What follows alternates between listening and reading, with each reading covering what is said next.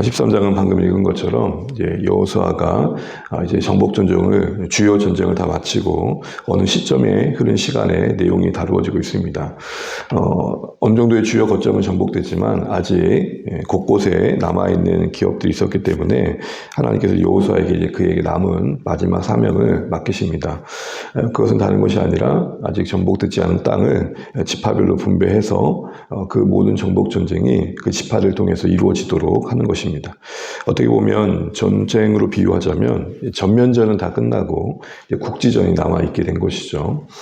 이런 상황에서 여호수아는 그 마지막 사명을 순종합니다. 그리고 2절부터 6절에 보게 되면은 항상 이 기업이 언급될 때마다 말씀하신 것은 요단 서편인데 요단 동편도 함께 언급합니다. 이 부분에 이 영역에도 하나님께서 소외되지 않도록 계속 말씀하고 계신 걸 보게 됩니다. 그리고 나서 그 뒤에 이제 보시게 되면 8절부터 이제 14절까지가 동쪽 기업을 먼저 언급하고 그리고 그 뒤에 세부적으로 르우벤과 갓 그리고 동쪽 므낫셋 이렇게 두 지파 반이 이야기되고 있습니다. 그리고 나서 이제 14장으로 이제 이어지는데요. 우선 우리가 여호수아가 나이가 많이 늙었지만 이렇게 하나님께서 그에게 또 다시 한번 사명을 맡기신 것을 보면서 우리가 살아가는 날 동안 나이라는 게 마치 엄청 우리의 삶에 되게 중요한 부분이긴 하지만 하나님의 부르심과 뜻을 이루는 데 있어서는 또 어떤 면에서는 제한을 줘서는 안 되는 영역이 있다 싶습니다. 여호수아에게도 그의 육체의 나이가 늙어진 가운데 속에서도 해야 할 일이 있었고 또 그 위치와 그곳에서 부르시는 하나님의 뜻이 있었다는 것들을 다시 한번 보게 됩니다.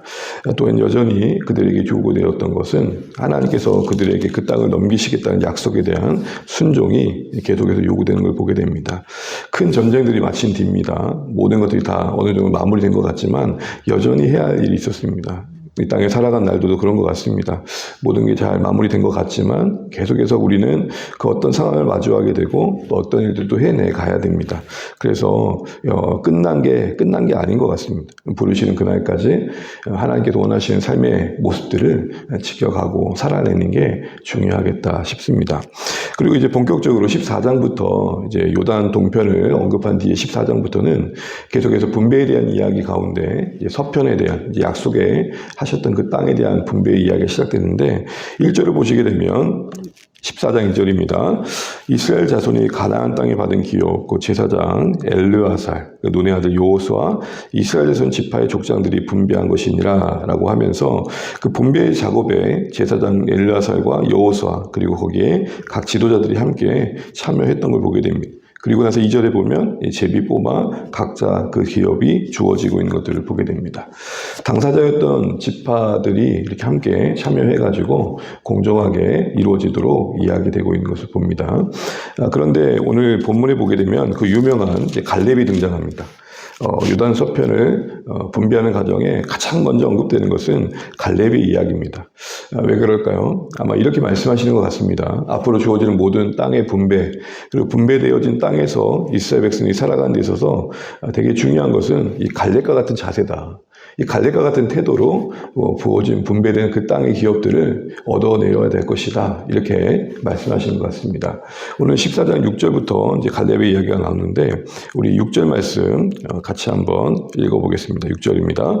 그때 유다 자손이 길갈에 있는 여호수아에게 나오고 그니스 사람 여분네의 아들 갈렙이 여호수아에게 말하되 여호와께서 가데스 바네아에서 나와 당신에게 대하여 하나님의 사람 모세에게 이르신 일을 당신이 아시는 바라. 그러면 쭉 이야기되는 건 뭐냐면 여호수아와 갈렙이 12명의 정탐꾼 가운데 속하여서 긍정적인 정탐을 했던 믿음의 보고를 했던 유일한 두 사람이죠. 그때 하나님께서 그들에게 기업을 약속하십니다. 그 얘기를 꺼내는 겁니다. 그러니 오늘 갈렙이 기업을 요청하는 것은 맹목적인 지분 요구가 아니라 하나님께서 자신에게 약속해 주셨던 것을 잊지 않고 있습니다 라는 겁니다. 긴 시간이 지났지만 갈렙에게는 그렇게 그 마음속에 하나님이 약속하셨던 그 기업 주심에 대한 그런 약속에 대한 기대감이 있었던 겁니다. 그러면서 이야기되는 그 갈렙에 대한 소개에 여러분 좀 주목해 보실 표현이 그니스 사람이라 되어 있습니다. 6절 중반절 보시면 그니스 사람 여분네 아들. 이 말은 갈렙이 정통 유대인이 아니었다는 겁니다. 그런데 이제 유다 지파에 속해서 기업을 요구받고 있는 것인데요. 무슨 말이냐면 원래부터 유대인이 아니었던 겁니다. 아마도 이스라엘 백성이 출애굽할 때 성경 표현으로는 온갖 다양한 민족들이 함께 했지 않습니까? 그때 함께 나온 것으로 이해되고 있습니다. 그러니 우리가 갈렙의 이런 믿음의 요구를 보면서 여러 가지 생각이 드는 겁니다. 전통 유대인도 아니고 어떻게 보면 아브라함의 혈통적 후손도 아니지만 이스라엘 가운데 함께 하신 하나님을 보고 그의 백성이 되어서 언약을 취한 이 모습, 이스라엘 가운데 가장 먼저 그 약속의 땅에서 기업을 허락받고 있는 그 갈렙의 모습에서 우리는 어떤 배경을 뛰어넘어서 하나님께 붙잡힌 사람들이 쓰임받고 있는 것들을 보게 됩니다. 그가 하나님께 붙잡혔던 모습들을 보게 되면 7절 이하에 이런 말씀이 많이 나옵니다. 7절 하반절 보시게 되면 내가 성실한 마음으로 라고 되어 있죠. 이 말은 번역상 9절에서는 충성으로 바뀝니다. 충성. 9절을 보실까요? 그날에 모세가 맹세하 이르되 내가 내 하나님 여호와께 충성하였은즉 이라고 되어 있습니다. 이처럼 갈렙은 하나님 앞에 진심인 사람이었고 중심이 있는 사람이었습니다. 그 일관된 신실함이 지금 그때나 보고할 때나 약속의 땅에 들어와서나 변하지 않는 모습을 이렇게 보게 됩니다. 온전히 신실하게 일관되게 하나님의 약속을 바라보면서 살아온 갈렙의 인생의 이야기입니다. 근데 특별히 그는 여전히 그의 나이가 85세임에도 불구하고 강건하다고 이야기하면서 요구하고 있는 땅이 이제 험한 산지임을 보게 되는데요. 12절 말씀, 13절 말씀, 12절 이 말씀 있고 말씀을 좀 마무리하겠습니다. 12절입니다. 그날에 여호와께서 말씀하신 이 산지를 지금 내게 주소서. 당신도 그날에 들으셨거니와 그곳에는 아낙 사람이 있고 그곳에 아낙 사람이 있고 그 성읍들은 크고 견고할지라도 여호와께서 나와 함께 하시면 내가 여호와께서 말씀하신 대로 그들을 쫓아내리이다. 아멘.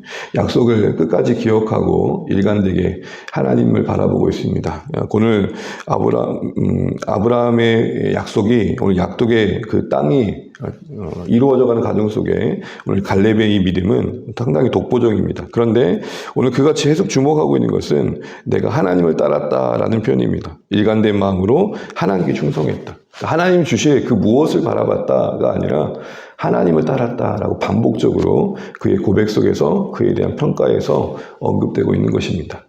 그의 헌신은 하나님께 대한 헌신이었습니다. 그래서 오늘 이렇게 일관되게 오늘 이 약속의 땅에서 믿음을 요구했던 겁니다. 그런데 산지라는 것은 험한 곳이라는 말로 우리가 이해될 수 있겠죠.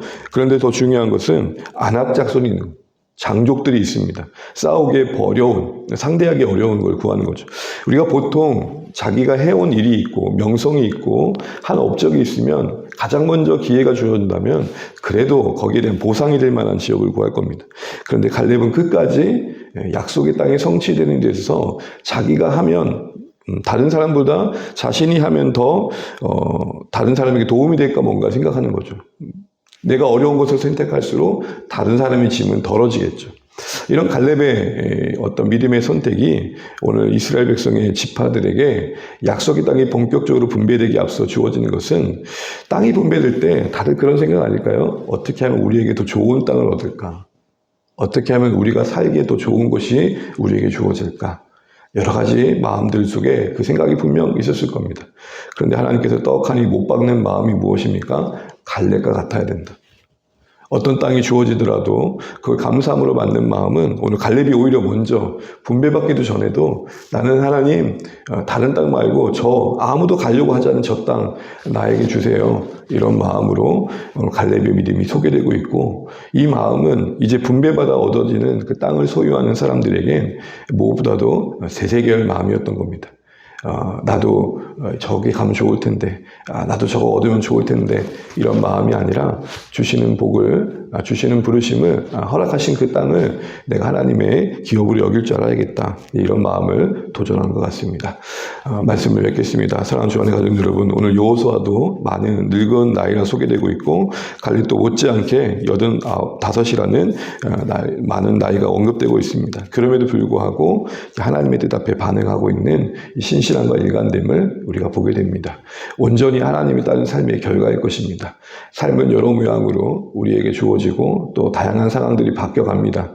그러나 우리 평생에 따르는 분은 하나님이시면 좋겠습니다. 평생에 바라보는 분은 하나님이시면 좋겠습니다.